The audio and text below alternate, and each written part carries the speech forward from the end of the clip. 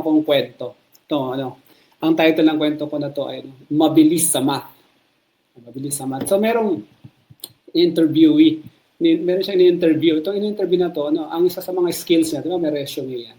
Isa sa mga skills niya is, mabilis sa math. So, sabi nung nag-interview, wow, ang galing, mabilis ka pala sa math, ha? So ito, kailangan namin to dito sa drugstore kasi gawin ka namin cashier. So, testing mo na kita kung talagang mabilis ka sa math. So, sabi nung babae, nag-interview, sabi niya, 5 times 20, 25. Sumagot agad yung ang bilis, 25 daw. Sabi nung interview, sabi na, ang layo naman ang sagot mo. Sabi nung nag-a-apply, mabilis naman. Di ba? Mabilis nga lang, mali nga lang yung sagot. Ayan, di ba? So, bagsak pa rin siya. Anyway, no? So, I hope tumawa kayo doon, ha? Grabe.